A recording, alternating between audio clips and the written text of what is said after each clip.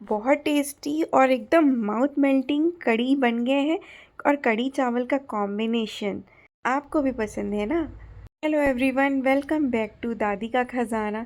तो आज मैं शेयर कर रही हूँ आपके साथ छत्तीसगढ़ी पकोड़ा कढ़ी की रेसिपी, जिसे छत्तीसगढ़ में भजिया कढ़ी कहा जाता है। तो बहुत पॉपुलर रेसिपी है। वीडियो बिना स्किप किए पूरा ज़रूर देखिए। तो चलिए रेसिपी शुरू करते हैं। तो सबसे पहले हम बना लेंगे पकोड़े, मतलब भजिया। तो इसके लिए मेरे बर्तन में गलती से पानी था और मैंने ध्यान नहीं दिया, और मैंने 2 चम्मच इसके लिए बेसन डाल दिया है, और 2.5 चम्मच। और आपको जितना भी पकोड़ा बनाना है उसके अकॉर्डिंग आप बेसन की क्वांटिटी कम ज़्यादा रख सकते हैं। और इसके बाद हम डाल देंगे टेस्ट के अकॉर्डिंग नमक। तो इतने बेसन के लिए आधा चम्मच मैंने नमक डाला है, लगभग आधा चम्मच जितना। तो मैंने टेस्ट के अकॉर्डिंग अंदाजे से डाला है, लेकिन ये अंदाज़ा आधा चम्मच के बराबर है। और इसके बाद हम डाल देंगे इसमें प्याज और फ्रेश कटा हुआ हरा धनिया। अगर आपने चैनल को सब्सक्राइब नहीं किया है तो प्लीज़ सब्सक्राइब कर दीजिए, वीडियो को लाइक कर दीजिए और वीडियो को शेयर ज़रूर करिए। तो हम बना रहे हैं छत्तीसगढ़ी कढ़ी पकोड़ा, या छत्तीसगढ़ में इसे भजिया कढ़ी के नाम से ये बहुत ज़्यादा पॉपुलर है।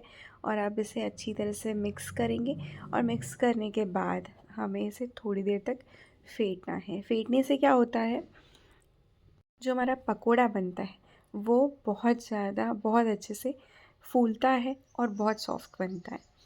तो इसलिए इसे हमें 3-4 मिनट तक लगातार फेंट लेना है। और इसके बाद हमें इसमें थोड़ा सा डाल देना है, बिल्कुल pinch of half tea spoon जितना हम डाल देंगे इसमें खाने का सोडा, बेकिंग सोडा। और अब इसे भी हम अच्छे से मिक्स कर लेंगे। तो इसे अच्छे से मिक्स करना बहुत ज़रूरी है। और ये हमारा पकोड़ा का जो मिक्सचर है वो बिल्कुल तैयार है। और इसके साथ ही गैस में मैंने तेल गरम करने के लिए रख दिया, और तेल बहुत ज़्यादा गरम हो गया। तो अब हम बना लेंगे पकोड़े। तो आप देख सकते हैं कि मैं कैसे पकोड़े बना रही हूँ। बस हाथ में 4 उंगली में लिया, और अंगूठे से इसे आगे की ओर बढ़ाना है, बिल्कुल इसी तरह जैसे मैं आपको वीडियो में दिखा रही हूँ। बस ऐसे ही आपको थोड़ा थोड़ा सा पकोड़े का मिक्सचर लेना है, और उसे चारों उंगली में रख के अंगूठे की हेल्प से आगे खिसकाते जाना है। इससे जो आपके पकोड़े हैं वो एकदम फुले फुले बनेंगे। और मैं आपको ये साइड में आपको दिखा रही हूँ थोड़ा सा स्लो करके कि आपको कैसे बनाना है, और इसे दोनों तरफ से पलट के हमें सेक लेना है। अगर आप ऊपर से भी डाल सकते हैं पकोड़े, लेकिन ऊपर से डालने से क्या होता है, तेल के बाहर आने का, तेल के छींटा लगने का जो डर है वो बहुत ज़्यादा हो जाता है। और वैसा रिस्क नहीं लेना है, इसलिए पास से ही हम बनाएंगे। वैसे थोड़ा ऊपर से बनाने से पकोड़े और ज़्यादा गोल बनते हैं। और आप देख सकते हैं हमारे जो पकोड़े हैं वो सीख गए हैं एक तरफ से। तो इसे मैंने पलट लिया है, और पलट के बस दूसरी तरफ भी इसी तरह सेक लेंगे। और ये बहुत जल्दी सिक जाते हैं। लो टू मीडियम फ्लेम में हम इसे सेकेंगे, ताकि ये अंदर से कच्चे ना रहे और अच्छे से सिक जाए। तो ये मैंने निकाल लिया है, और इसी तरह से मैं आपको एक और बैच फ्राई करके दिखाती हूँ, बना के दिखाती हूँ। तो अभी जो तेल है वो एकदम परफेक्ट गर्म है। पहले जो तेल था वो थोड़ा ज़्यादा गर्म हो गया था। तो बहुत ज़्यादा गरम नहीं करना है, जिससे आप के पकोड़े डालते ही लाल हो जाए। वैसा आपको इसे गरम नहीं करना है। तेल इतना गरम होना चाहिए जिससे पकोड़े का मिक्सचर जब आप डाल रहे हैं तो वो डालते ही ऊपर तैर जाए, और तेल से बिल्कुल भी धुआं नहीं आना चाहिए। धुआं आ रहा है मतलब बहुत ज़्यादा तेल गरम हो गया। तो इतना गरम हमें तेल नहीं रखना है। तो अब आप देख रहे हैं कि जैसे ही हमने बैटर डाला वो एकदम से ऊपर उठा, और थोड़ी देर में आप देख रहे हैं कि फूल गया है, नीचे से ये सिक गई है। और अब इसे पलट लेंगे, पलट के दूसरी तरफ से सेक लेंगे। और बस इसी कलर आने तक हमें सेकना है, और हम इसे लो टू मीडियम फ्लेम में ही फ्राई करेंगे। पकोड़े बनाते समय आपको ध्यान रखना है, बहुत जल्दी बेसन सिक जाते हैं, इसलिए आपको गैस की फ्लेम लो टू मीडियम ही रखना है। हाई फ्लेम में बिल्कुल भी पकोड़ा फ्राई नहीं करना है, अदरवाइज़ आपका जो पकोड़ा है वो अंदर से कच्चा रह जाएगा। तो अब इसे भी निकाल लेंगे। तो ऐसे ही हम सारा पकोड़ा बनाकर तैयार कर लेंगे। तो पकोड़े तो बन रहे हैं और अब तैयारी कर लेते हैं कढ़ी की। तो कढ़ी के लिए मैंने ले लिया है छाछ, ये 1.5 गिलास छाछ है। और ये बहुत खट्टा छाछ नहीं है, ये जो मट्ठा है ये एकदम फ्रेश मट्ठा मैंने लिया है।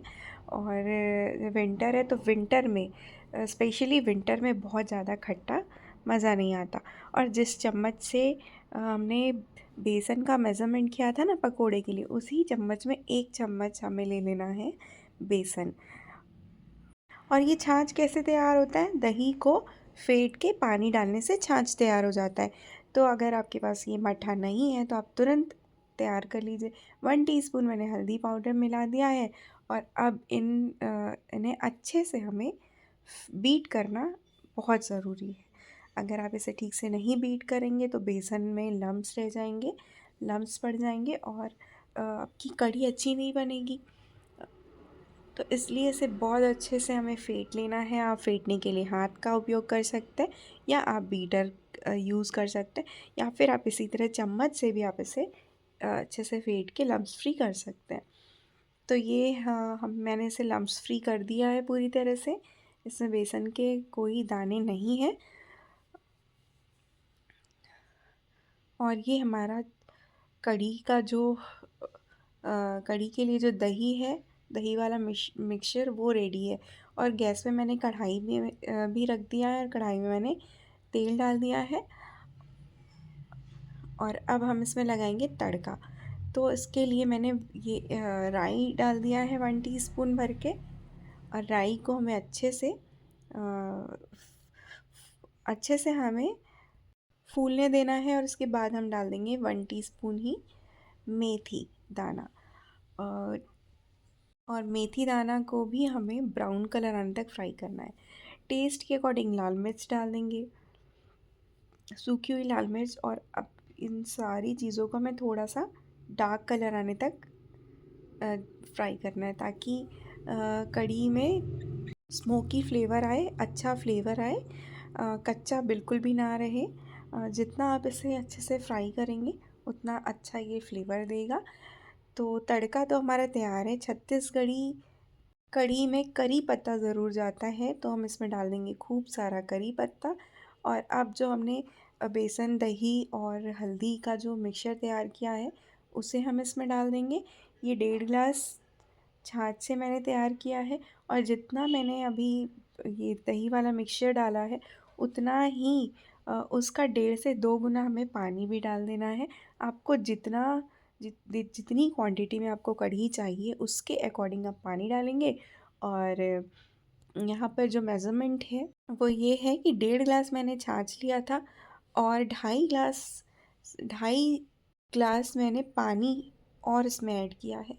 और अब ये है कि आप जितनी क्वांटिटी में बनाना चाहते हैं उसके अकॉर्डिंग आप पानी डाल सकते हैं, उसके अकॉर्डिंग आप पकोड़े बना सकते हैं। टेस्ट के अकॉर्डिंग मैंने नमक डाल दिया है। अब इसमें अच्छी बॉईल आने देते हैं। और अगर जो कढ़ी है वो पतली आपको ज़्यादा लग रही है तो आप बेसन को फिर से छाछ में या फिर आप पानी में घोल के इसमें मिला सकते हैं। तो छत्तीसगढ़ी कढ़ी में लहसुन प्याज का यूज़ नहीं होता है और ना ही कोई सूखे मसालों का यूज़ होता है। जैसे कि छत्तीसगढ़ी कढ़ी में गरम मसाला यूज़ नहीं होता, धनिया पाउडर यूज़ नहीं होता है। तो इसलिए मैंने नहीं डाला है। और एकदम ऑथेंटिक हम अ, कढ़ी, पकोड़ा कढ़ी या भजिया कढ़ी हम बना के तैयार कर रहे हैं। और अब आप देख रहे हैं कि जो हमारा कढ़ी वाला मिक्सचर है वो एकदम अच्छे से पक गया है। उसे पकाते मैंने इसे 6 से 7 मिनट हाई फ्लेम में पकाया है।